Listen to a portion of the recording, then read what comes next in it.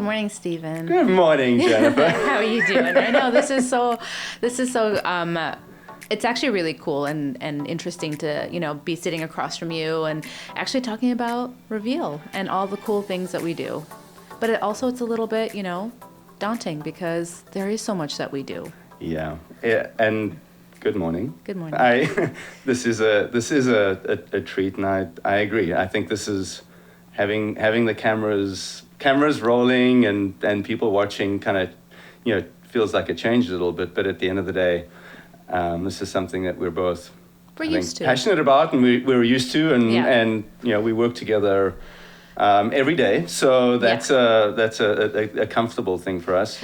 So what I think people don't know about us is myself and Stephen are very similar in our ideologies and some of our traits and the things that we do in our own personal lives and stuff. So I think that's what really resonates with me, with you, and Reveal as well. I think you bring that passion and some of that, energy into Reveal, which really, I think, brings the fun into what we do. Because at the end of the day, it's not just about, work. I think it's about our personalities and the fun that we associate with what we do. Well, that's the fun fact, right?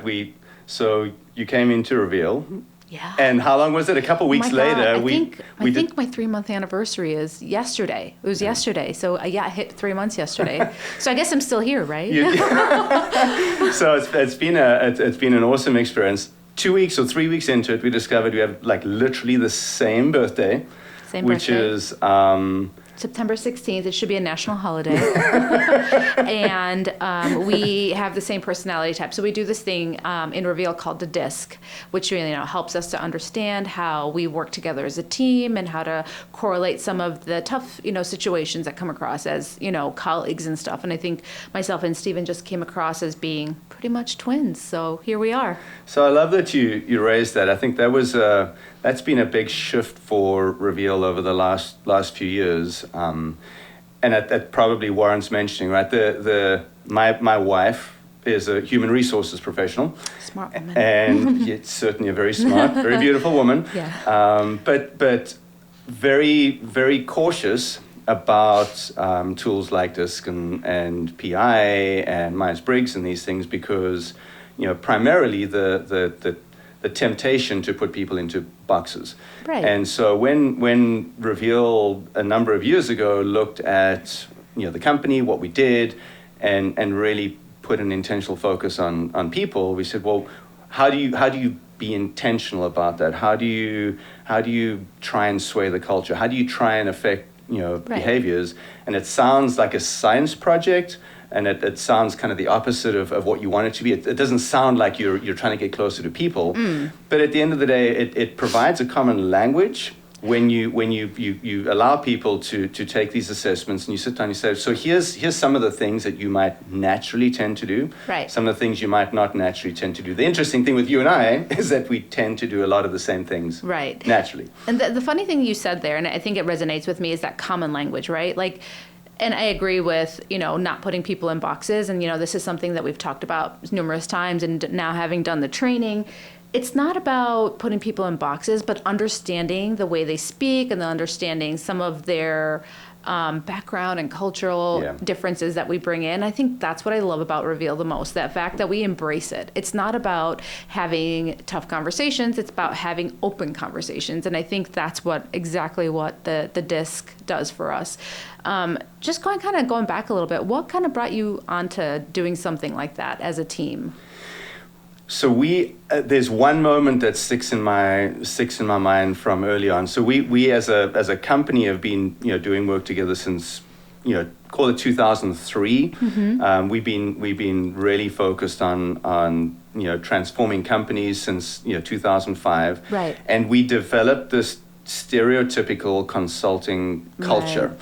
And I remember walking through our office one day and hearing one of our recruiters on a phone call with a prospective employee, right, a candidate, and they were having a discussion around, what are your skill sets, what do you do, why do you want to join Reveal, the kind of typical things. And I remember there must have been a question on the other side where the candidate must have said, well, so what kind of company culture do you have, or what can I expect when I joined Reveal, and I remember the recruiter, like literally, I remember the words saying, "Well, we're a work hard, play hard kind of culture." And I remember just kind of feeling that in my bones, like, oh, I didn't like that at all, and that stuck with me. And at the time, we were very focused on what's the solution, how do we implement it, how do we get enough people, and it was a math problem for us.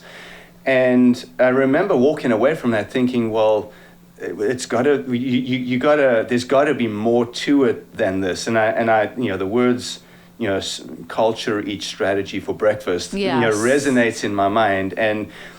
And so that was the start of the planting of the seed to really start growing into how can we intentionally start impacting culture. And culture, as we know, it's really the sum of all the behaviors. Right. So you can't really just wave a magic wand and go, well, you're going to change the culture. Right. What you need to do is start understanding the biology of the behaviors that everyone in the company is doing every single day. And so we very intentionally started looking at that.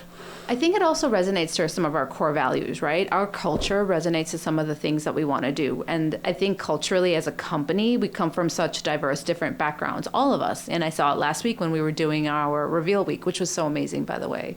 Reveal Week is just, for anyone that's listening, is just a way for all of us to connect on a human level, because a lot of us travel or live in different parts of the U.S.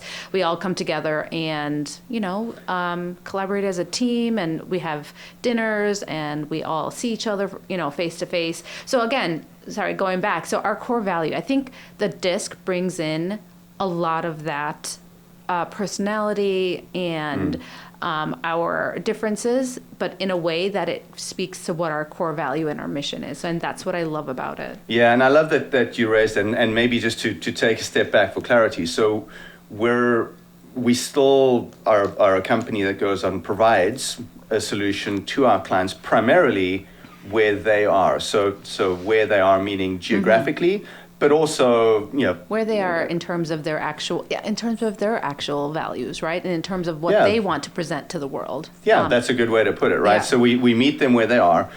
And from a physical perspective or geographic perspective, what that means is we have people who live outside of Chicagoland. We employ people across the nation, and frankly, people overseas as well. And so it's very easy in that distributed or separated environment for people to lose that feeling of, well, what's that core essence of Reveal? What makes us special? What is that thing that binds us, and that we can, that magic thing that we can then take and deliver to our clients? And so you mentioned Reveal Week. 3 times a year, we'll bring everyone into our headquarters in Naperville for a week, and we'll cover things, like updates to our methodology. We'll separate some of the time on the agenda to talk about something that's current or specifically impactful that we need to be learning about, or career growth things. But then there's also typically a day or 2 days dedicated to our PDP program, our personal development program. I love it. And that personal development program is I think one of our, it's a program that's wrapped around the idea that we want to develop as human beings. Right. Regardless of whether we're at home, in our communities, at work, we're the same person that shows up in all aspects. And do you know what? That really resonated with me. So doing my first Reveal Week last week was very, it was personal, like you said, but it's also very, it challenges you in everything, in your growth, in your personal life. I'm going to stop you for a second. By the way, thank you. What? For everything you did to make that week happen. It was your first Reveal Week. It was. But you were instrumental in orchestrating it. You were, and not just in terms of logistics, but you were there with people, creating, the mood, the culture that we love. Thank you so much. And you know what? It's not just me. I think what you guys, and we're gonna bring it back a little bit too. But I just wanted to say, like, Reveal Week, it was obviously, we're there with our colleagues and with you guys, and we're doing all the things like our methodology. But what really stuck with me was how impactful it was in our day-to-day lives, whether it's with our friends, our partners, our children, our work, right? I think that really resonated in different areas of my life. So doing that kind of helped me reset some of the things. Even over the weekend, I was talking to my husband about it. I was talking about all the cool things that we did. So it was really impactful in terms of how we live our lives on a daily basis. So this is where I'm going to pull it back, Stephen, right? Pull it back, Jen. So what brought you to kind of go, I want to build a company that is impactful? What brought you to that phase of your life? What was it that triggered you to go, I want to build a company that is going to impact people? At some point, why do we do all of this? Right, I've been, I'll call it co-managing, Reveal and companies since 2003. 20 plus years of doing it. In that time, I've experienced high highs, low lows, challenges, growth, emotional ups and downs, family wins, family sacrifices, ups and downs of friendships, coming and going of different people. You name it. It's just been a smorgasbord of everything going on. And at some point, why do we do it? Right. And it's not for the money. At the end of the day, we're running a business. Obviously, there's revenues and there's costs. But that's not enough to wake me up and get me out of bed in the morning. At some point, I want it to mean something, and for me, what that means is I absolutely love and enjoy the moments I have with people. I love it. And I don't know if that sounds kitsch or if it sounds terrible, but sharing a smile or a laugh with you. Sharing a story with someone, on the other end of a Zoom call, watching the faces of our client, the people at our client sites, when they realize something or they see something that they never knew could happen. Right. Seeing someone who goes from being wholly and completely overwhelmed by the work that they do every day to suddenly going, oh wow, I see light at the end of the tunnel. Right. There's a really, really deep emotional resonance with that makes it worthwhile. The thing that gets me out of bed in the morning, the thing that makes me get to the end of a day and go, wow, that was awesome. Right. It was maybe exhausting, maybe tiring, but wow, that was meaningful. And that drive for that meaning and that purpose is what has taken over why we're trying to do what we're doing in Reveal. And I'll take it back to, when we started Reveal, we were talking about, well, we're gonna optimize supply chains. Right. I mean, and that was a perfectly good tagline, but where's the emotion in that? But exactly. I think where's the emotion in that? I think what we do at the end of the day, and I think now that I've been here for a while and kind of understanding everything, I think we optimize human lives. I think that's right. exactly what we do. We optimize human lives. And it's come to me in the last, month or so, like how much my life has changed since I've joined Reveal. And I was talking to my husband about this. I'm like, before it was all like, I've been in the corporate for so long, and I'm not saying we're not corporate because we still, get our shit done. Sorry, I don't know if I can say that. You cannot say that. We get our stuff done, but we still manage to connect on a human level. Yeah. The fact that, talking to people last week at Reveal and then our Reveal week and then talking to my husband, I said, you know what? I have more family time. I don't have that gut-wrenching feeling on a Sunday night like, oh my God, I gotta go into work tomorrow. It's more about, oh my God, I gotta go to work tomorrow. And, these are the cool things that we're gonna be doing. We have, a client here, or we have a meeting there, or we're elevating something different in terms of our process. So it's not that horrible feeling of on a Sunday night where you're like, oh my God, I have this going on right. and that going on. And I had it for so long. And I'm going to get a little personal about it because I have a young family. For me, that has been so crucial, Stephen. And I think talking to anyone even last week that has, either older kids or younger kids, I think we delve into human lives to the point where we talk about, hey, I think it was Jason last week, and he's like, I tell my kids, I go home and I tell them we help people. Yes. And that is so true. We love that really story. do help people. We help people understand that what they do is so impactful, but we're going to go in and tweak it a little bit to make it not just impactful for what you do, but impactful for your own lives. And I think that's exactly what Reveal does. Love that. We are more human in terms of what we do. We transform supply chains, we transform human lives. And I think that's where we need to be talking about how we transform human lives. I love that. Yeah. Could not agree more. Yeah. And so maybe to add some color to that journey so that we can kind of connect those puzzle pieces. Our journey from having a smart solution that would optimize supply chains and how we message and label that as a journey to where we are today, went through the phases of, well, how can we be the smartest we can be at the solution, along with the journey of what's the best way to position that in terms of how we can describe to our prospective clients what they're going to receive from that, and also how are we messaging that to the people that we want on this journey with us. Right. And those have all gone through layers of iteration over the years. And when we say that we transform what matters, we're really talking about our purpose to transform lives. Now, what does that actually mean in terms of a supply chain impact or a business impact? And the simplest way I can explain that is we have corporations that have big executive challenges that they're working through and that they're trying to solve. We can address those through our methodology, through our solution, because of the math, because of smart people, because of the methodology that we have, that we've iterated over the years and years and years that we've been doing this, and the proven results that we've accomplished year after year after year. So we can do that. But we do that, and this is an oldie but a goodie, right? It's the people, process, technology aspects that we look at.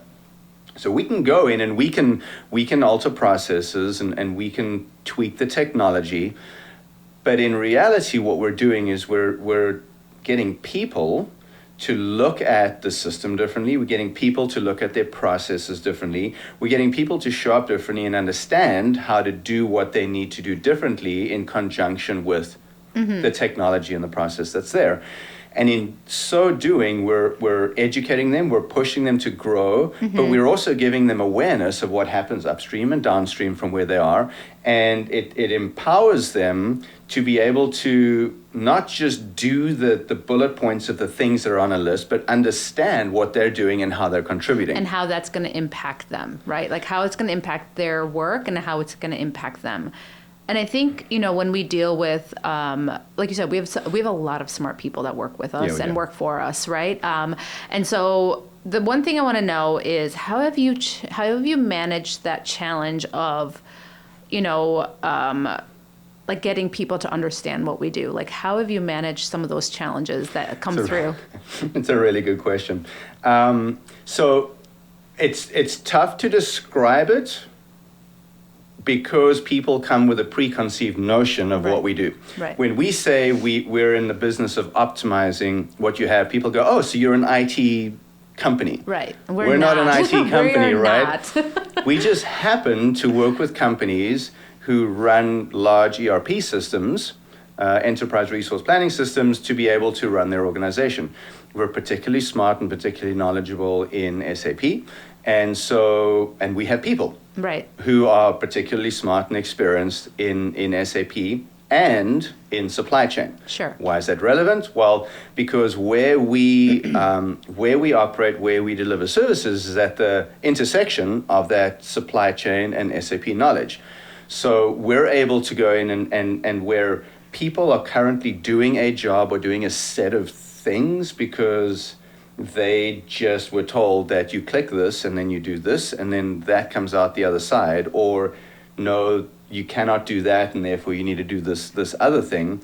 We're able to look at their processes from a perspective of the supply chain best business practices, or the supply chain, best fit process for their organization, and then we're able to educate them. So what happens upstream? What are you doing, and what happens downstream? And then we're able to help them do those things more effectively. Now, Yes. the benefit of that to an organization is that they start seeing pretty profound benefits in terms of what an executive would care about. They see a big ROI. They start seeing, average inventory improvements. They start seeing service level improvements. There's a bunch of really big things that we're able to do incredibly elegantly and effectively. But from a people perspective, they start growing in awareness, they start growing in understanding, they start growing in their effectiveness in what they're doing, and that's empowering. Yeah. And what we typically see is people will move, they'll get promoted. Right. They'll take on additional responsibilities. I think we have a great client story about that, don't we? Where some guy said he got promoted. Sorry to interrupt. No, I love that. Yes. So I'll back it up. So the client story, we can use the name. Campbell's Soup was one example where this happened, and if I list one, I could list probably 20 others that we have similar type experiences. But the one that really stands out for me is we went into a company, we started working with them, and we realized that they were just over their skis. They didn't know how to even begin to understand how to improve things. So we started working with them, and slowly but surely, the extra firefighting meetings started reducing. The unexpected craziness went away, and they started moving from this reactive firefighting into proactive planning. Awesome. We looked at that and went, well, that's great. That's what we do. Of course, that's what you would expect. When it really hit home is we got an email from one of the people who we worked with, and we worked shoulder to shoulder, working with him, educating him. We got a letter from his wife who said, I just wanted to take a moment to thank you. I haven't had my husband home for dinner in 3 years. Oh my gosh. And I cannot tell you how grateful I am to see visibly the stress reduced from him, and I have him home for dinner at night now. It's, that's what I'm saying. We transform lives, we transform supply chain. So that's an amazing client story to hold on to and resonates. I think for a lot of people that would resonate, right? Like it's more than just work, but like I said, it leads to different impactful, I think, transitions in people's lives as well. Absolutely. And you asked me earlier, like why do I do this? What's the transformation?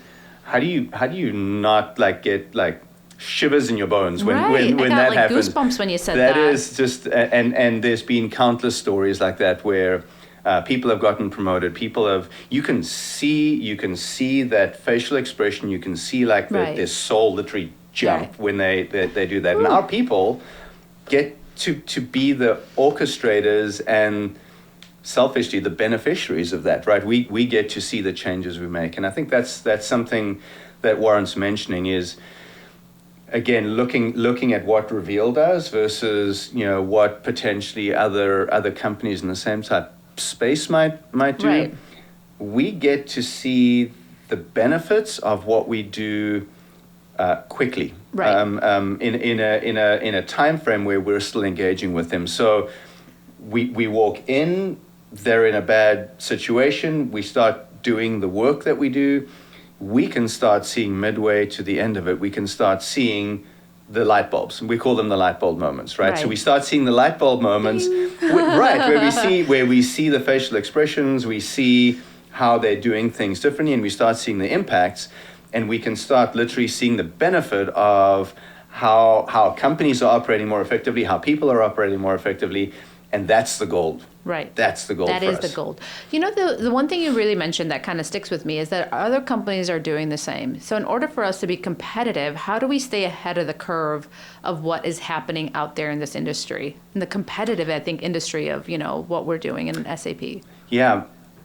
Well, I would firstly say that I don't know that other companies are doing what we're doing. Okay. So I think that's the first immediate thing I want to point out. There are some awesome organizations out there that would focus on optimizing, you know, companies' business processes. There are companies with years of experience and lots of talented individuals that might be able to do phenomenal things in the system.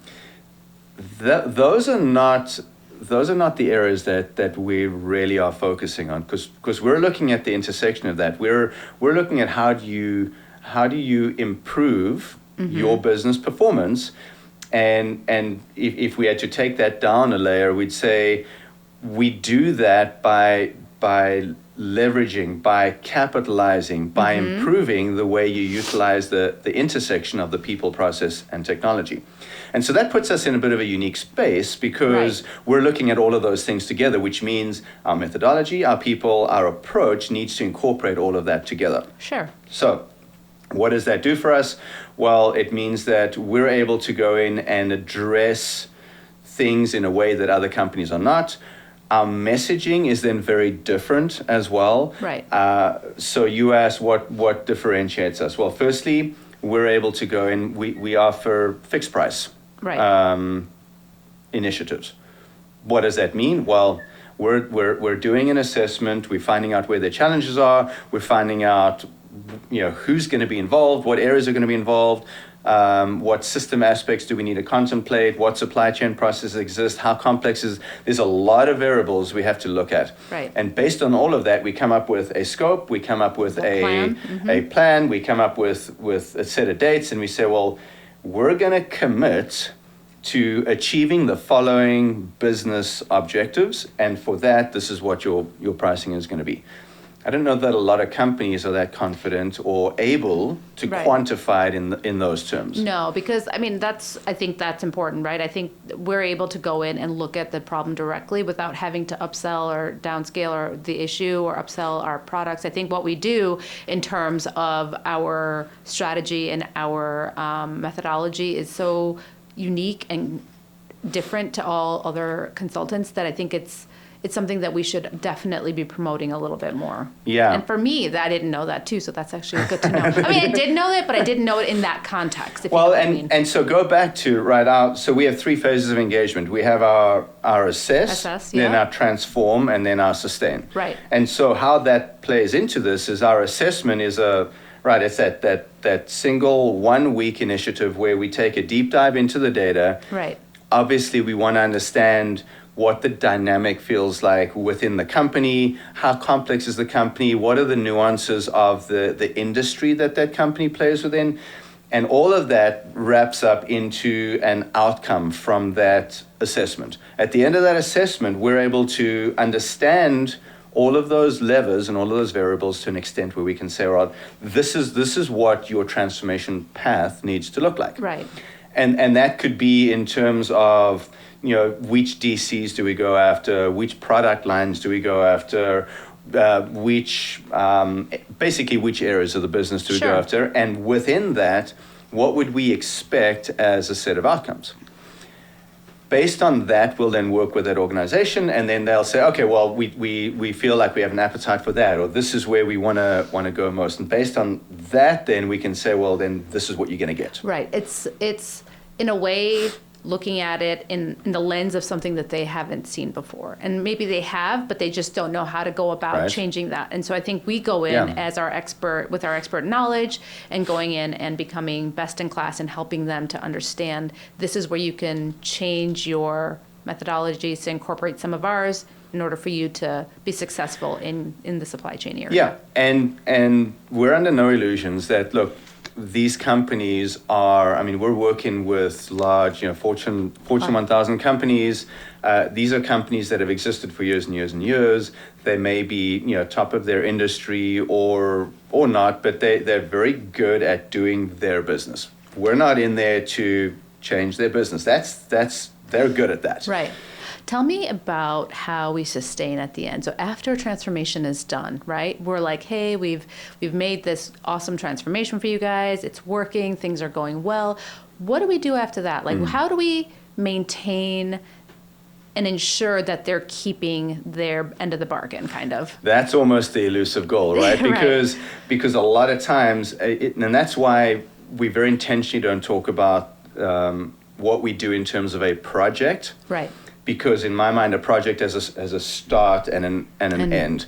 And what we're talking about is transformation. We talk about initiatives. We use words that imply that you're changing your status quo. You're changing your new normal. Right. And it's gonna keep going. Right. So the ability to sustain your investment, the process changes that you make, the way of doing business starts very early on in the transformation. And it starts with the approach that we take to the transformation. So from an approach perspective, it's very people-oriented, right? Mm-hmm. There's a lot of educational components where there's workshops, there's one-to-one sessions, there's over-the-shoulder, there's in the system, there's, it's everything from, PowerPoint to system to examples, trying to engage people's different styles and mechanisms of learning. So it really is people focused, right, to our point of our discussion.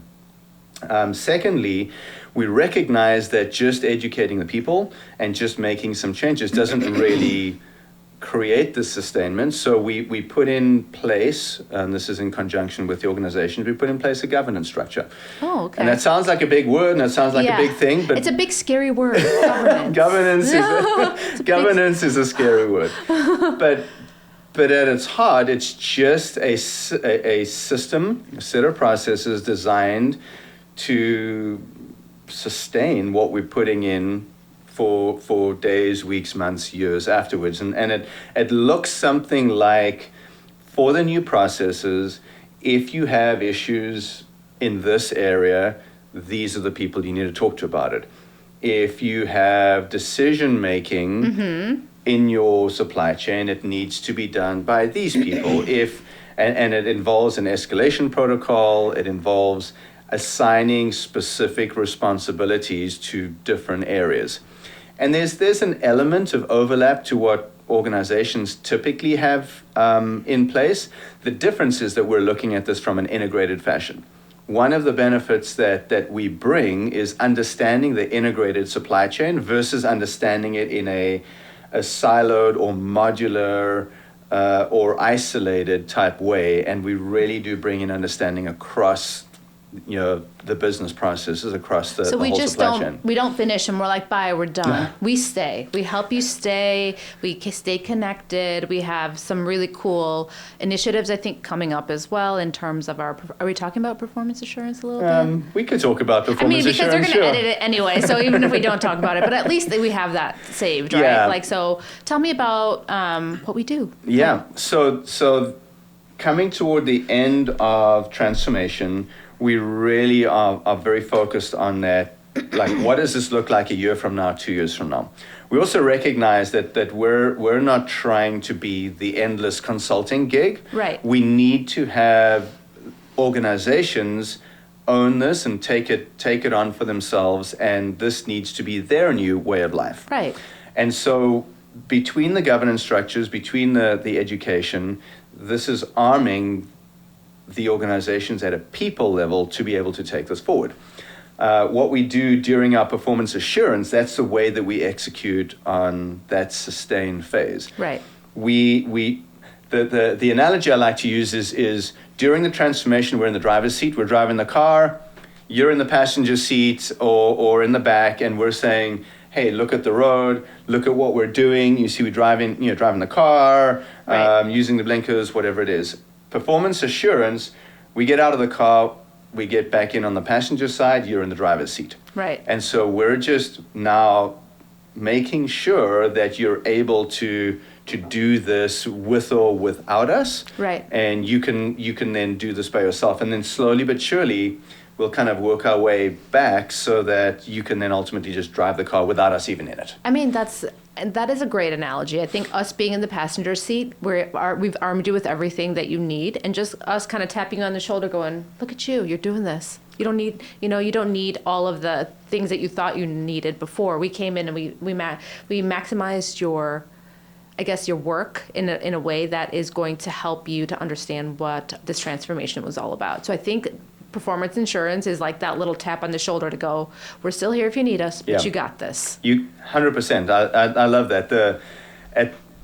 People are not going to own the new behaviors unless they own the new behaviors. Right. If we're going to be there all the time as a crutch, well, then we'll always be that crutch. No, I get it. And we want to we don't ever want to be the crutch. We want to empower people. And so there's part of the approach is very intentionally being able to be very involved and educate and start that change, which, by the way, is sometimes a very uncomfortable thing.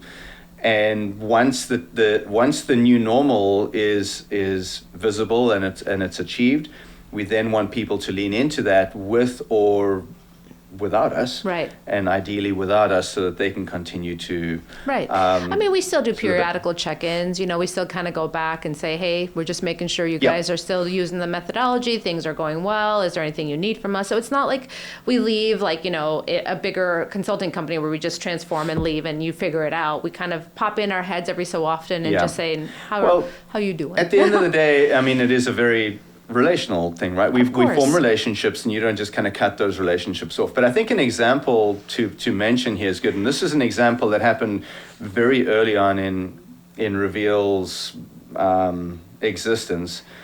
And to be fair, at that point, there was still a little bit of, well, we know we've got gold, we know that we have an approach. There's still some variables we're working out, but we did this approach with an organization.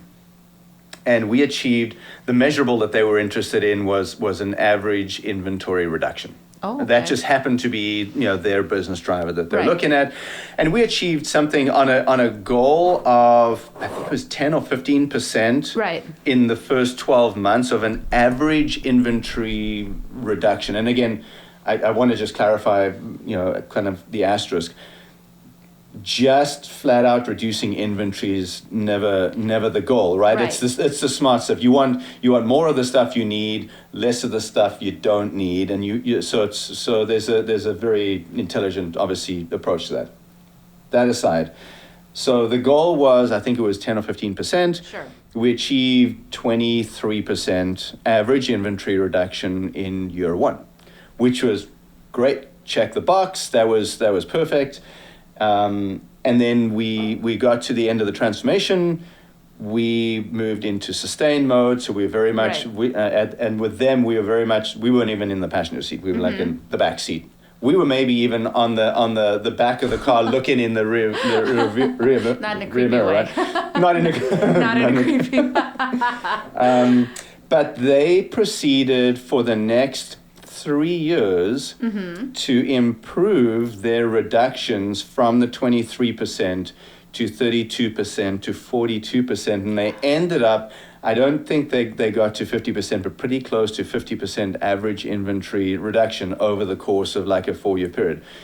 With them doing the things that we had taught them, that they had leaned into, that they had learned and grown from, just doing it by themselves, which is just a great.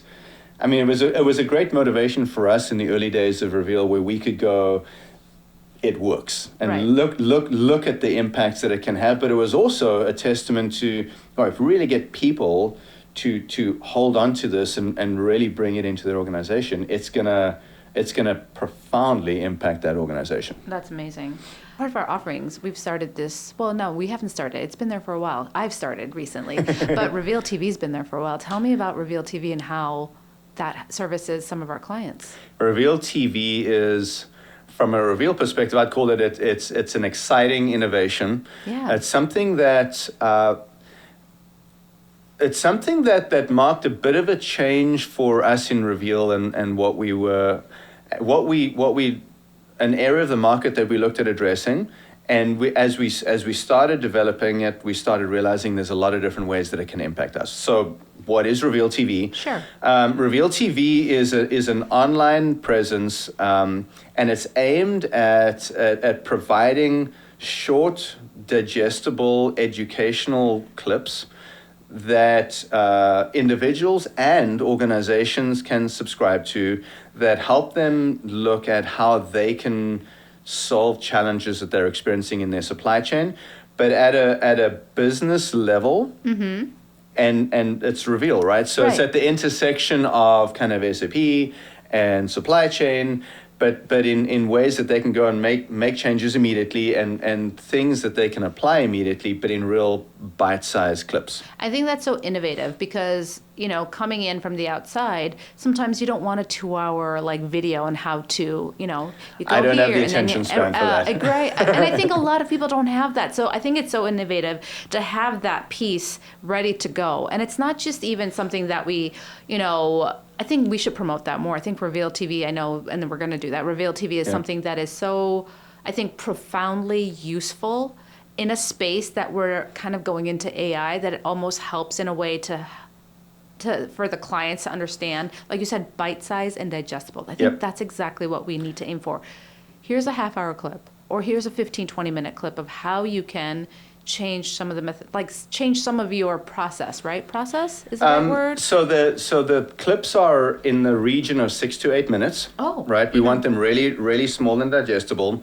We're up to, I believe it's in the range of, as of this discussion, probably about 200 different videos in different functional areas that we look at. It's available online. There's free trials. There's awesome. There's really affordable and manageable pricing plans for if individuals. So maybe you're a consultant out there. You're a solo business person.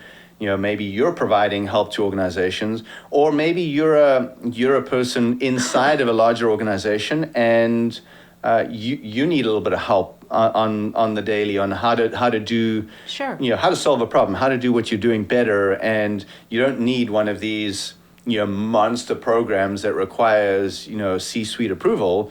These are really easy, manageable ways to be able to get that help and assistance and guidance and looking at best practice of things that you can incorporate immediately. So there's pricing plans that are aimed at individuals, and it scales all the way up to enterprise licenses. And so the benefit and the impact on that is that as individuals, you can get smarter and you can learn and you can grow from that. As organizations, you have a source of information, and we've got clients using it right now, and they kind of gave us I'm going to share a secret with you, that they'll have a once a week gathering, and they'll get 20 people in a conference room, and they'll all watch these Reveal TV snippets together, and they'll whiteboard them, and they'll map them out and go, okay, so you can apply this here, and you can apply that there. And so there's just a wealth of information that's available. It's like a little gold nugget just sitting there, That's right? a lot of gold nuggets. Yeah, it's a little gold nugget sitting there because you don't even think about the impact a Reveal TV can have. Like you said, if a client is using that snippet with 20 or 30 of their people within the company, and then they can sit there and whiteboard, I mean, that's pretty impactful. There's a lot of value. There's a lot of value there, and we're still, as you mentioned, it's early days. We've got a market-ready product right now, and we're slowly releasing it into the market. We're trying not to be too aggressive about it, but we can already see the impact that it's having. We can already see the benefit that clients are gaining from it. So we're very excited about it. And from a Reveal perspective, it really fits very nicely into our 3-step process. Our assess, transform, sustain, where this is the ability for clients to get the information, some of the little secret nuggets that we teach and educate on during our transformation. They kind of get a sneak peek, preview of that. Are there refreshers in there too? And that is exactly the other side. So you can look at that from the other side of the transformation, and whether you have new people that join your supply chain team after the transformation and you want to bring them up to speed, or whether you just want to keep some information front of mind, those videos are great to be able to leverage across those teams to be able to keep that knowledge fresh. That's awesome. Yeah. That's a great tool. I think that's going to be hopefully expanded out over the next few years. Yeah, it will and be. you know, another service offering that we have that will, I think, help not just us but also our clients to understand what we do as well. I'm going to switch it up because I think we need to talk about recruitment and employment and what we look for in candidates, because, you know, this is also about attracting people to work for us. So, do you want to ask me questions, or do you want me to talk about my journey here? I have a burning question for you, and you know, to set the stage, you know, you'd asked me earlier about you know, why do we do this? What makes Reveal unique? What's the purpose behind all this? And I'd kind of take that and turn that around a little bit and say you're one of the more recent people to join Reveal. You're already making an impact. Oh, thank you.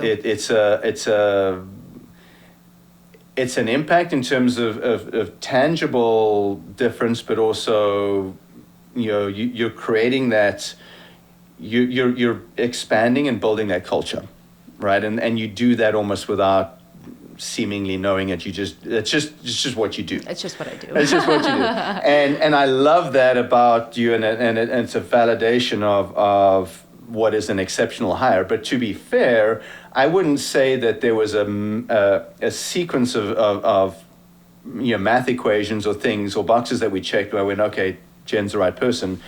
It was just something we kind of knew. Right. So what I'm interested then is from your perspective, you know, you'd put yourself in the market. You were looking for your next job, your next challenge, your next thing. What is it that drew you to Reveal, both in terms of what you understand from Reveal and maybe the process as well? So yeah, I'll give you a little bit of context. So yeah, I was finishing up with my last role, and it was, you know, a contract role, and, you know, my background is in HR and operations and a little bit of HR consulting and going in and fixing the solutions, kind of what we do at Reveal. So when I started to look, I saw this posting about, you know, Reveal. Well, they didn't say it was Reveal. It was about this company that, you know, makes changes in people's lives and transforms things. And I'm like, that sounds really interesting, you know? And I'm kind of in a space where I am ready to be more intentional, I think, of where I wanted to work next. Because I had worked in corporate for so long, you just become that robot that just does the things and then just moves on, right? And I didn't want that for myself, and I took my own personal life into it, right? So speaking to the recruiter, I think we used a third-party agency, you know, which is fine. He told me more about Reveal and the mission of Reveal and what it does. So he said, you know, they're not just a consulting company, they're a company that goes in and helps people change their lives for the better. And I think that clicked with me straight away. Changes lives for the better. I'm like, that's what I want. I think for me, it was a personal, like, oh. So then he said, hey, this person that wants to interview you is going to be out for a week or so. And I said, okay, that's fine. You know, I wasn't in a rush. I was kind of in a nice space. And I think me and you connected. I think they needed me to do a video, which I did, about why I wanted to work at Reveal. So I think I talked about my education. I talked about my experience. And then I talked about, like, my own personal goals. And I think that resonated a lot with Reveal. Yes, I'll jump in there. One of the things that we started doing with this position was not only, hey, this is what we're looking for, send us your resume and, you know, answer a few questions for us. We kind of ventured into new territory and said, well, can you send us a few minute clip? Just of you on video, just tell us about yourself, tell us what you want, tell us, you know, things that you would want us to know, not knowing what we would get from that. And what I experienced in that from you, firstly, the willingness to do it was awesome. And secondly, it provided, we talk about working with people. The resume is a list of words and experiences. The answers to the questions are just answers to questions reflecting experience and knowledge, but the video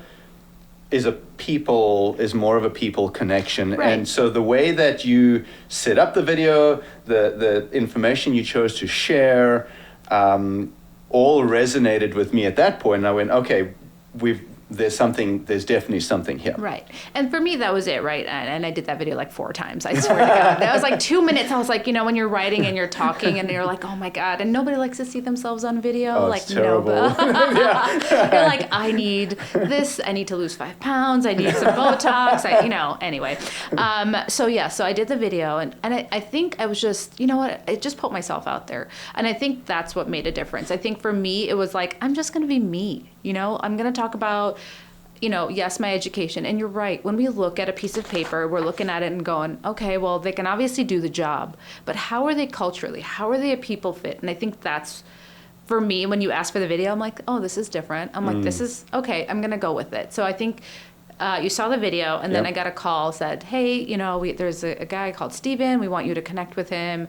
This, that, and the other. And I think literally the minute we started talking over Zoom, I think we connected straight away. So I think you talked about, the company, and I said, talked about your methodology, and you're like, ooh, tell me about your methodology. And the way you said, ooh, and it just made me laugh. You're like, ooh, tell me about our methodology. And that's when I knew I could just be myself. And I think from there, it became more of a conversation rather than an interview. And I know like you said, we can qualify people in terms of, what we see on the paper and their experience, but it's also about bringing your authentic self. And I think you bring that to Reveal, and I think I bring that my authentic self as well. And I think that meshed nicely. And I think, from seeing us all connect last week, I think we all bring our authentic selves into what we do. It's such a passion, and I can see it, in terms of how they connect with each other, and they have, they talk to each other in a way, and sometimes it gets a little heated, but I think that's their authentic selves coming in and being passionate about the work, the company, themselves. We have a bunch of smart people.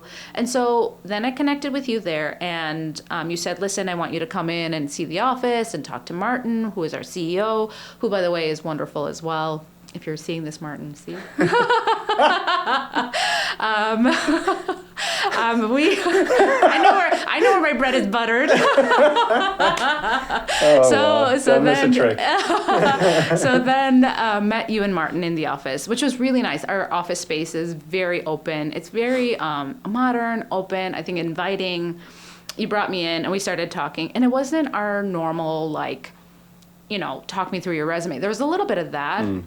But I think you guys asked some pressing questions, like, where do you see, yourself now? And who do you think you are as a person? And how do you contribute? And how can we contribute to your growth? And I think that's so important. Companies forget about that. It's not just about career growth. It's about personal growth.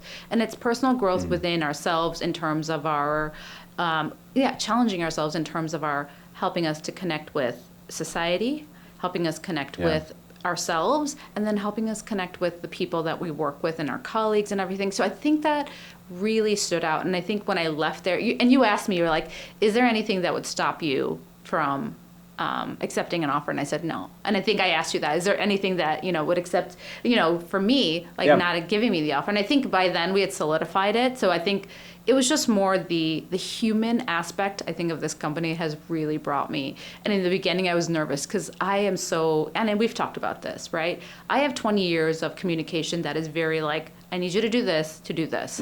And you're like, nope, we're going to bring it down a notch. And we were going to bring it down a notch more and just give more context, be more human, make mistakes. We learn from those mistakes. And that, for me, I think has resonated these last few months to kind of going, I can be my authentic self. Yeah. I don't have to be a robot. I can just be me, right? And I think that's so accepting within all of our company. I think that's what our core value is. So I love that. And as you were talking about this, I think about, and you've just been through the certification process, so you're intimately aware of what I'm about to talk about.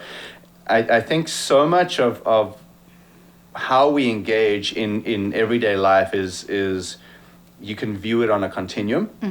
And we talk about conflict on that same continuum. We talk about conflict where you're on the one side where you have no conflict, and it's that superficial, nice, nobody engages. It's just, oh, no, I just don't want conflict, avoid it. Right. And on the other end, you've got this ugly, nasty, destructive way of conflict. And the reality of where you want to be is not on the conflict avoidance. You want to be somewhere in the middle. Right. And I think that authentic self is a similar type thing. And if I had to map the journey of Reveal and how we looked at people, I would map it on a continuum as well. I would say that we're at the point where we wanted people to just, I don't care what's going on at home. I don't care if you have struggles getting to the client. I don't care if you feel prepared or not. Just get in there and do what you need to do. It's all about just showing up. Right. And then the other end of that continuum is we're going to spend weeks and weeks and weeks and weeks and weeks prepping you, and we're going to get way into the, I need to know everything that happened, you know, in your childhood and over the weekend and in the preparation for that. But the truth is somewhere in the middle, that you as a human being are going to show up differently on a Monday morning if you had a bad weekend, right? If you had an argument with a spouse, or you had something, you know, a family matter at home, or if you had some great news, you know, over the weekend, you're going to show up differently on Monday. And so that's relevant and important in terms of this employment experience. And when you mentioned that you just felt welcomed and encouraged to show up as your authentic self, I think you really captured the essence of what we're trying to do in terms of our culture. If we can all just show up as our authentic selves, right, and then have the tools available to be able to navigate what is sometimes just messy human interactions, because we're humans. And I mean, we all have we all have lives as well, right? And I think you're right. We're all humans. We all have lives. So a good example of that was this morning, where I was like ready to go.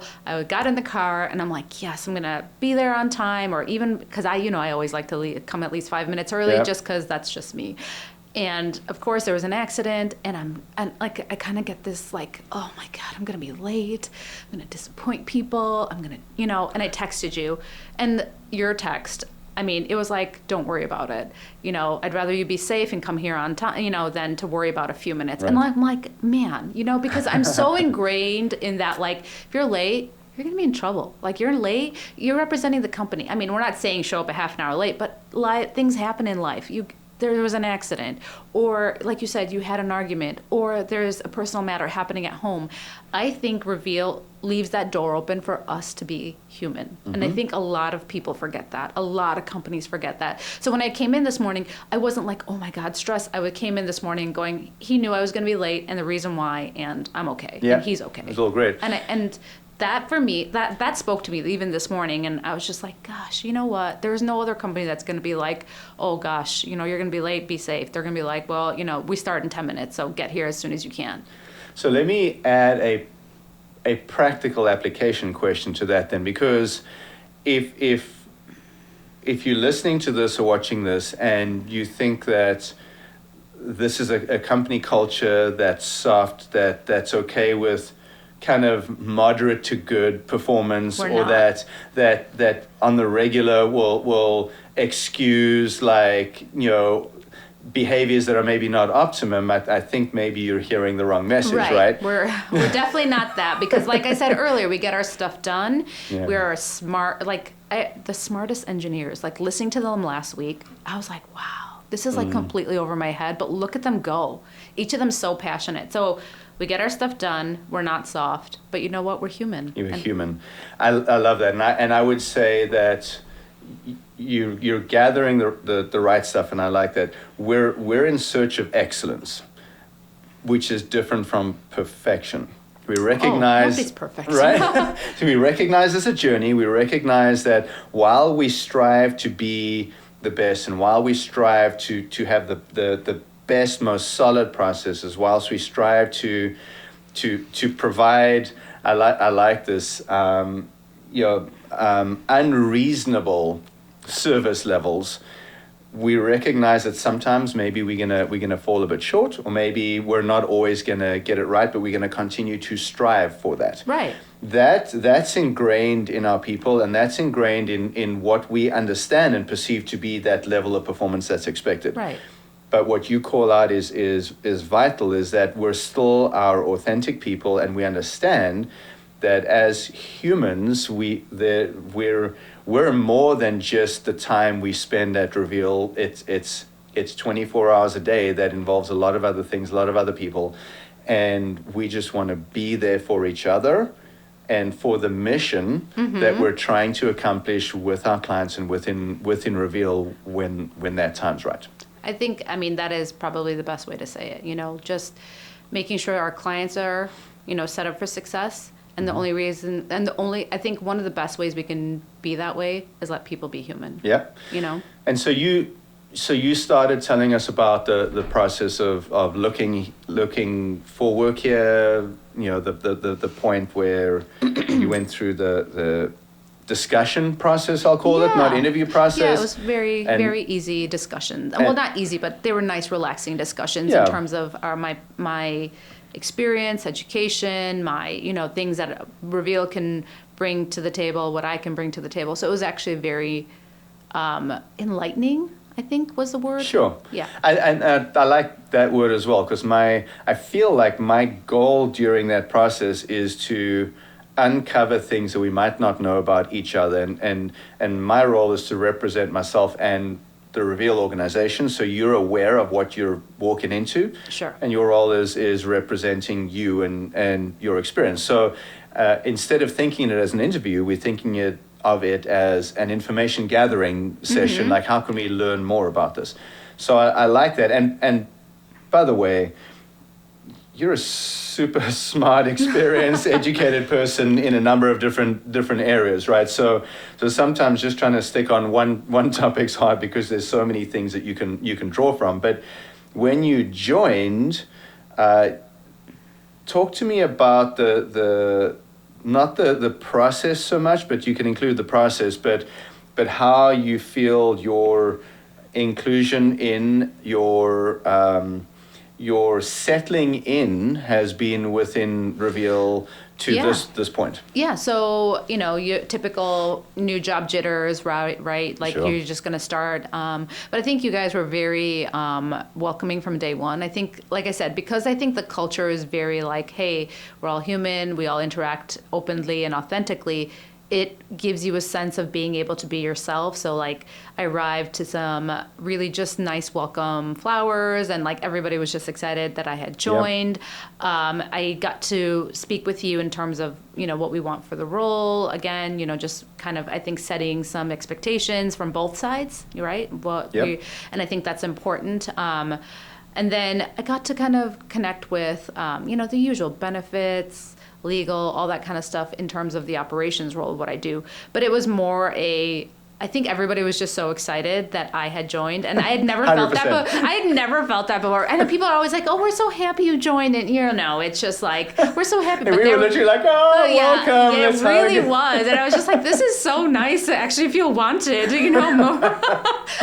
But it was just more getting to know different sections of what we do, right? So I connected with the different business partners in terms of leadership and understanding what we do, because I'm coming in from a different sector of, a different industry. So mine is more IT, right? But it's different. It's human resources IT, but it's just a whole different concept. So that was the first challenge for me. But everyone kind of didn't make me feel stupid, right? They kind of walk you in and you ask questions, and like Christy, she was wonderful, talking to even Martin and helping me to understand some of the things that, he does on a day-to-day basis. I mean, we connect every single day, Sure. Whether it's in person or via Zoom, we kind of know, what the role is. So I think in terms of explaining what we do in terms of different people's role within the organization was really helpful. And then for me to then giving me the range to go, these are the things we want, right? And then giving me the opportunity to control some of that, but then connecting with you to go, not that it's Reveal friendly, but it's the Reveal culture that we want to kind of keep sacred, right? It's kind of our sacred cow. Like we want to keep that authentic, culture within our company. And so I think for you and me, to connect on that was really, really beneficial and helpful for me to understand how to keep that sacred, right? Yep. We want to ensure that a new person doesn't come in and just rocks the boat, right? We want to make sure that everybody feels comfortable. So what was? If I grab a water? Sorry, Yep. I feel like I'm talking so much. There you go. There you go. If you don't, sorry. I drink a lot of water throughout the day, so I had to step away for a minute. Tell me about this part of the process. So when you first heard about us, and as you mentioned, we used an external party to help us find you. Yeah.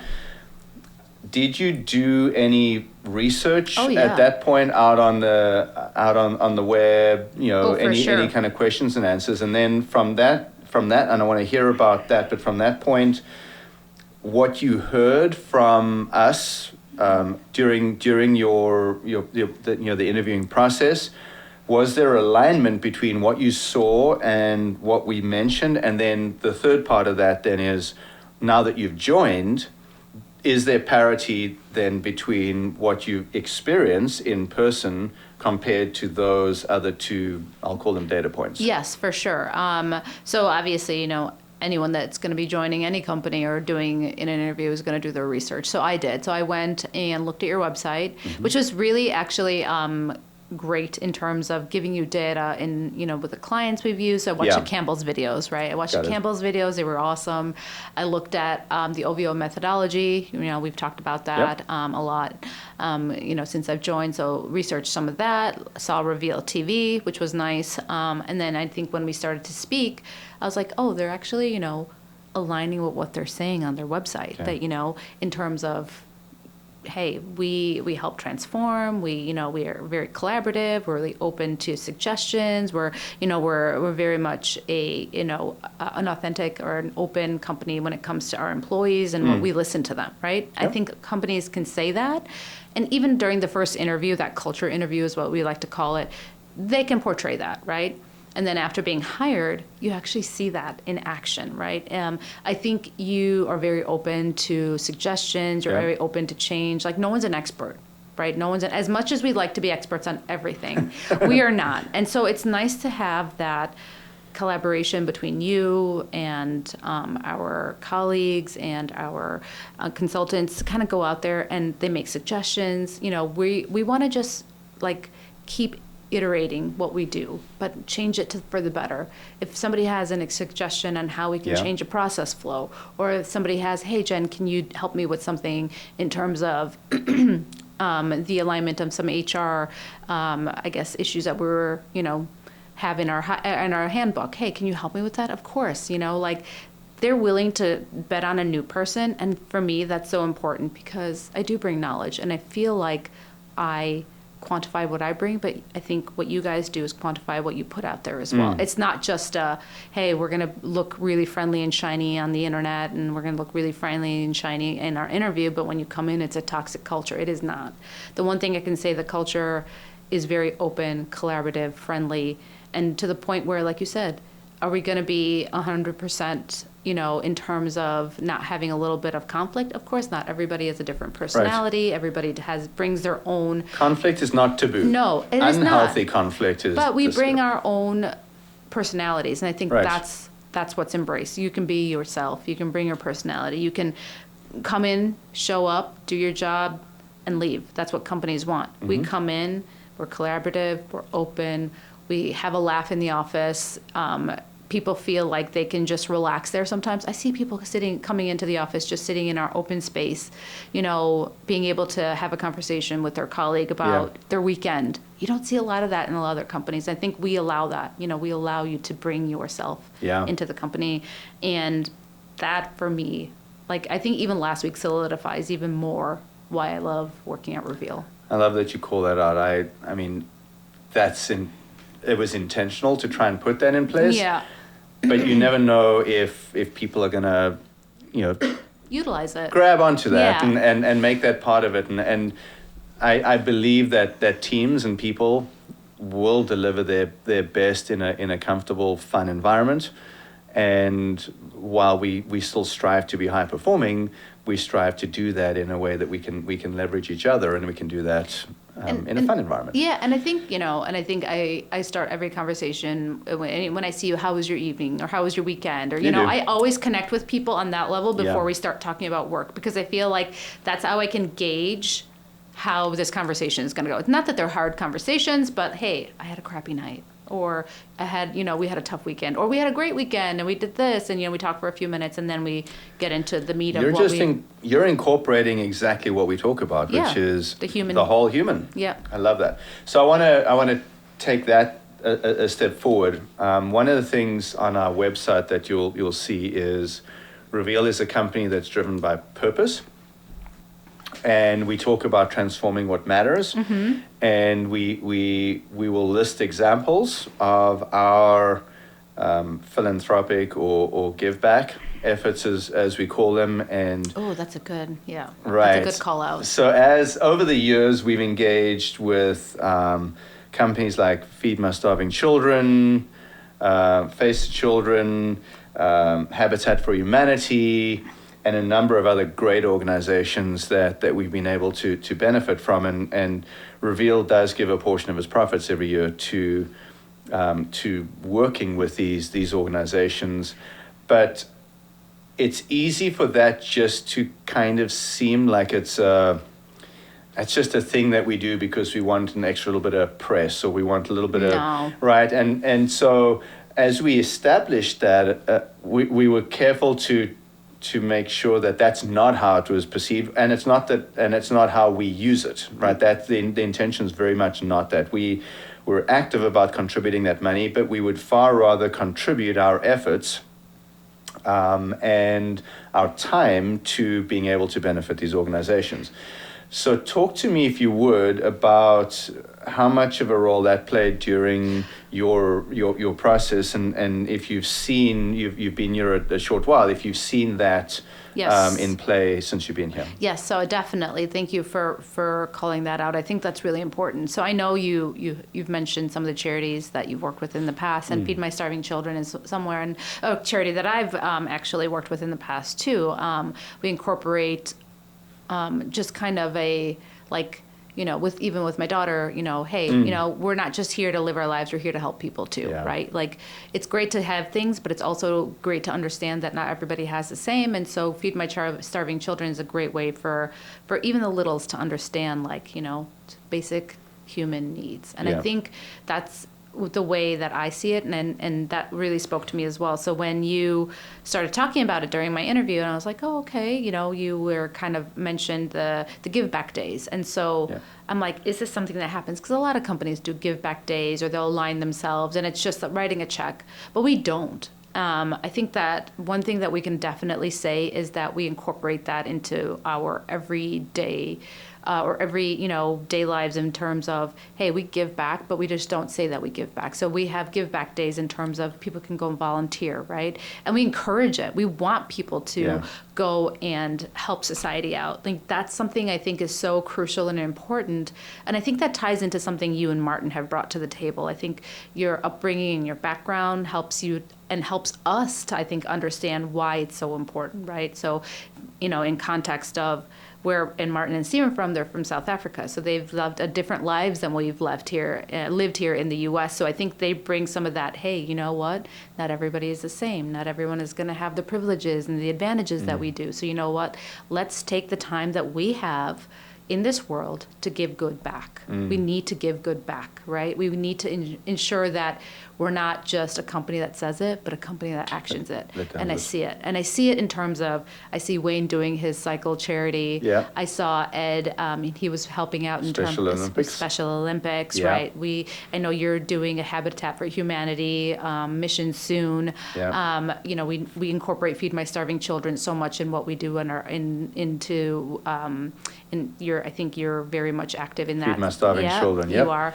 And so it's a nice way to kind of going, hey, we're not just going to say it, we actually action it. And not only are we actioning it on a level in terms of just our consultants, but our leadership is. So if our leadership is kind of showing we need to be more intentional, I think, of giving back, then I think that resonates throughout the whole company. So, I love that. Yeah, thanks for that. And so I'm about to go to Guatemala with Feed My Starving Children to help out, essentially distribute food to children there who without this wouldn't eat. Yeah. And that's very, very meaningful to me. I would say that that's an example, and I'll just call this out, that we can get involved in that. From, you mentioned, your daughter has just gone and packed. I was taking my sons there, my wife was taking my sons there from an early age as well to pack. And so we've been involved with them, from a perspective of funding packing events, to going to their annual fundraising galas, to contributing to mission trips on a number of different levels, and it just speaks to the level to which our desire is to make an impact in the lives of those children and these organizations when they're out there to do good and to help people around the world. Our give back time is 40 hours a week that we give to every person to go and use.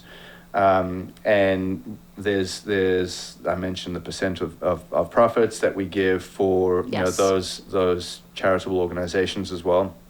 And I think that really underscores the message, the message and the level of importance that we attach to the fact that that's part of what we want to be part of this employment experience and that human experience. You know what? And I'm going to say this, just kind of, you don't have to put it anywhere. I can see it in Jaden. I can see it. Like literally when I work with him and when I ask him to do something, there's nothing he won't say no to. Like he is so. Like some of the texts I had to leave early last week, and I'm so sorry I had to go be with my daughter. And he's like, no, he's like, just enjoy your time with your family. And I said, I really appreciate you. And he wrote back, I really appreciate you. And I'm like, do you know what? He's such a good, like, it really is so important. And you could see it in him. So I just wanted you to know that. Oh my gosh, thank you. I need a moment. It's okay. That's awesome. Yeah. He's such a good kid. I mean, and that's really our legacy. Yeah. Like, what do we leave? What do we leave in the world around us, and what do we leave for our children, our families? Yeah. And I think that ties nicely into the earlier message, which is why are we doing all this? Right. Right. We're doing it because we can truly make a difference on a human level. It's our legacy. Right? Yeah. It is our legacy. Do you need a minute? Yeah, I do. It's okay. Okay, so we're back, Stephen. So wanted to just talk about, how great we're doing and the visions that we've had for Reveal and all the cool innovations that are happening within the company. Tell me, where do you see Reveal in the next 5 to 10 years? Why don't we start smaller? Where do we see Reveal in the next 5 years? I love it. I think the path of Reveal has, as I look back, has been kind of crystallized for me in that we had a product, right? Which in our case is we're delivering advice and counsel and guidance and education, right, and discipline and governance to be able to make an impact on supply chain. And I've watched that evolve beautifully through recognizing that actually happens by impacting people. And I've now watched that go through, okay, so we've refined our solution and we've got great additions to the methodology. We've got great additions to the scope and scale that we can address the work as. We're starting to put in place awesome people-oriented parts of our program to be able to generate the results that we want. We're incorporating active change management components that include helping people show up as their authentic selves, teaching them things that they ordinarily wouldn't learn about how to deal with conflict and how to be able to operate in teams. Right. As supply chains, they're working in teams and they need to be able to understand how to work in teams. That's so crucial, right? Like that is so crucial. Understanding and maintaining those relationships while you're working is so crucial to the success of the things that you're working on with the client, the project, but also as a company. Yep. As a company and as the people in the company. And so as I look at that evolution, and that's an evolution that's happened over 20-ish years of doing this. And so as I look 5 years into the future, I would use the word impact to describe where we're going in 5 years. And impact, I mean impact on the people that we work with at our client site, impact on the companies, and impact on our internal team, ways that we can engage more effectively as teams to be able to bring this transformation, this change to our client teams. And so I see that we'll continue to more effectively deliver what we do. We'll continue to evolve more smartly in terms of how we engage with the humans, the Right. people, the lives we're trying to impact, and how we're able to understand the transformational change that they're going through and make this more effective for them. Right. And ultimately, from a corporation perspective, deliver results more repeatedly and impact more people globally. So I'm hearing three major keywords, right, from what you're saying. I'm hearing innovation, because we're innovating all the time. We're becoming more strategic in terms of how we innovate our methodology and all the new cool advances we're making within Reveal TV and AI and everything. Number two, I'm hearing evolution. Yep. Evolution is key, I think, to a strong longevity of not just a company, but somebody's career. And I think that's key. And I would add, before you get to the third one, I would add the word growth. Impact. To that evolution, Yeah. right? So we're not looking for a revolution. We're looking I for believe evolution. that's right. I believe that the next few years involve, there's a lot of really, really, really good things that we want to continue to build on and impact more people. Right. Evolution, innovation. Lastly, I hear impact. I think we need to be impactful, whether when we're on our client side, when we're internal with our companies, we're being intentional about how we live our lives. I think those are three key words that we should actually even talk about within our next B2B. Like those three keywords: evolution, innovation, impact. I mean, that's us. Yeah. That's us. If you wrap that up, that is what we do. Yeah. And that is what we want to do. Because if we get to 5 years from now, and we've grown revenue, we've grown bottom line, maybe we've gotten smarter about our methodology, but we haven't broadened our reach and our impact on people, then what have we really done? Right, exactly. And I think, we're in such a great position to do that with not just this kind of broadcast we're doing, but also with all the fun and innovative ways that we're evolving and reaching out to clients and people and making impactful lives. So I think those three words are very key to what we do. Yeah. Okay, perfect. And then, let's bring it back now. So I'm going to talk about our mission, right? So again, I'm going to ask you, Stephen, what drove you to bring your core mission and values into Reveal? Like, what brought Reveal to fruition for you? Bring it back a little bit. Bring it back to how you feel about Reveal and what made you come into this light. It's a tough question to answer, because I feel like it doesn't draw on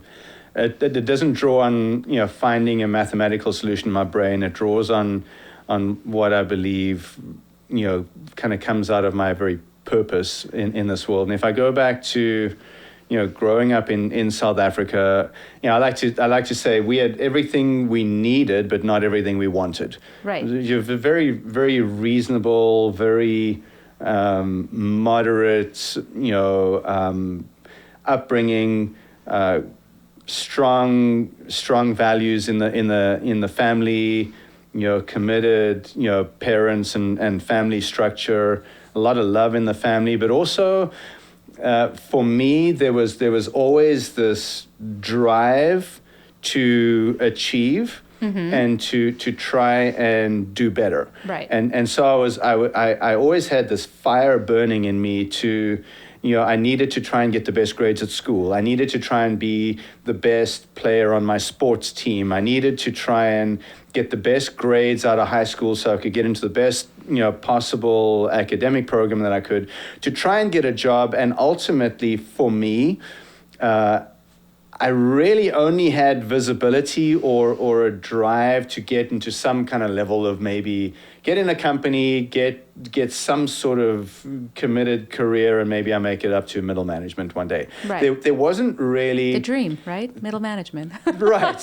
But there was no thinking in there about, well, what would that mean for me other than a salary and some sort of perceived stability? Right.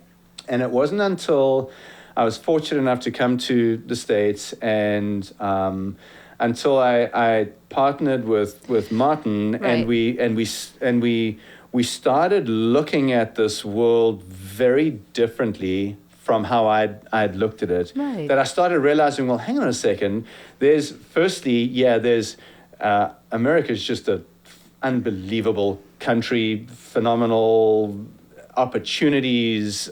I mean, I can't speak enough good things, about Sure. America.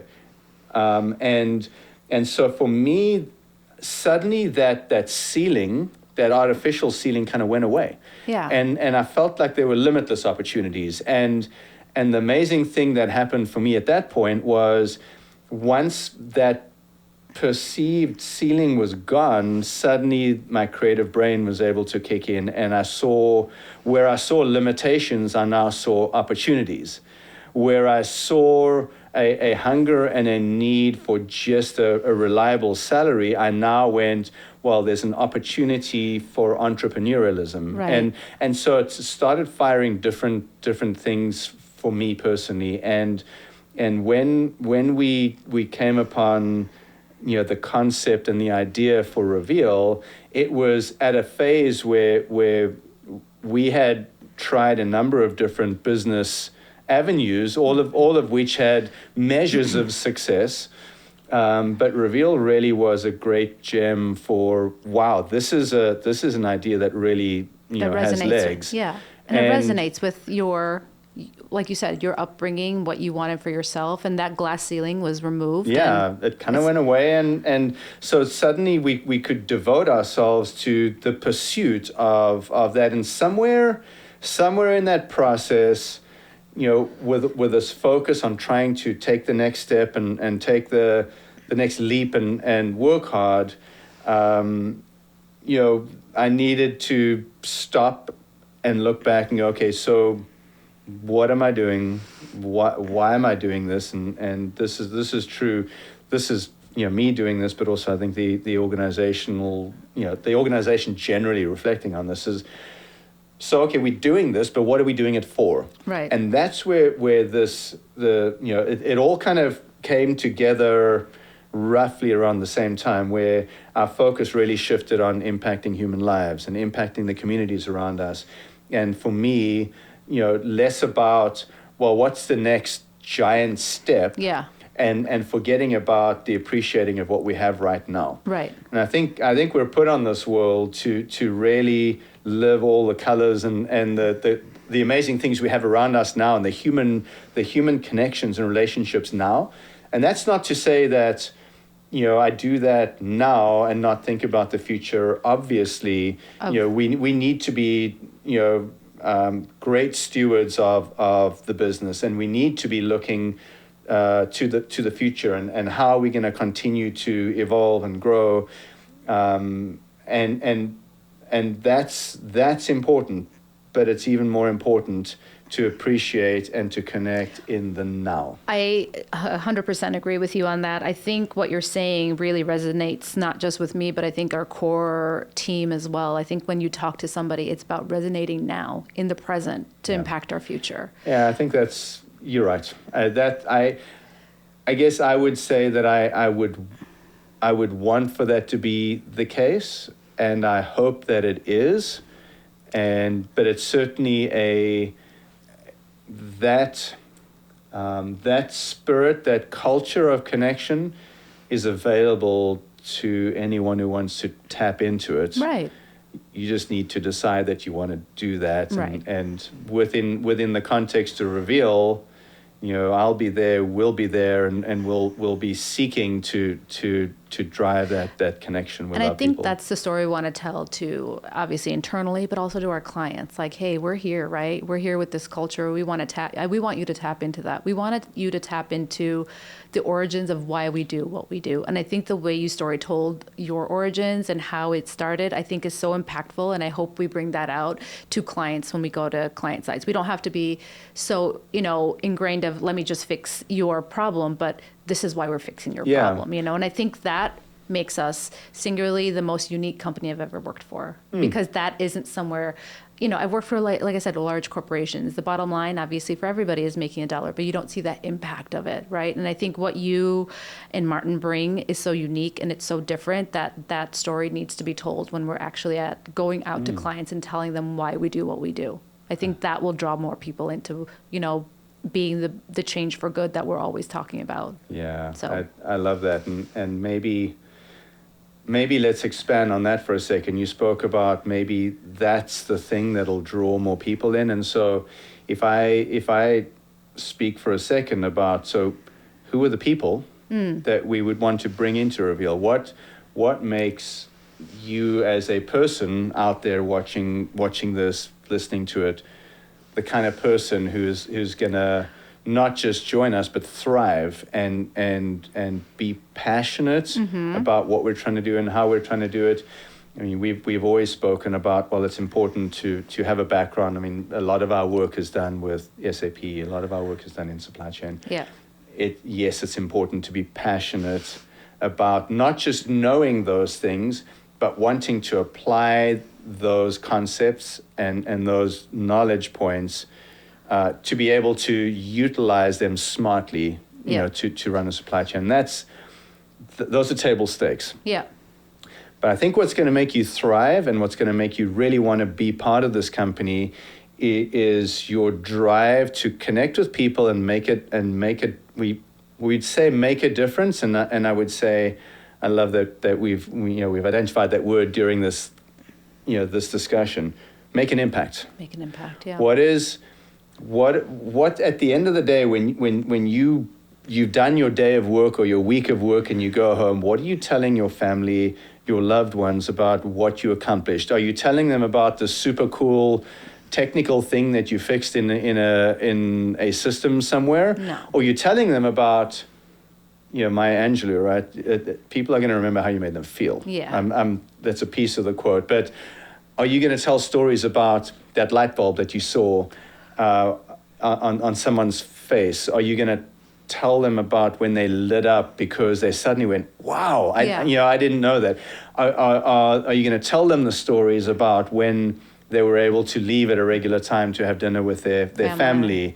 Are those the stories that you're going to tell? Because if that's what drives you, then that's the kind of person we want to join and be part of this work that we're doing. I couldn't agree with you more. I think that is, for us, the bottom line is, we say transforming what matters, and for what matters, I think, is impacting people's lives for the better. And I think that should be our message always. I love it. Yeah. I love it. Cool. I think that's good, right? You can cry again. God, come here. Give me a hug.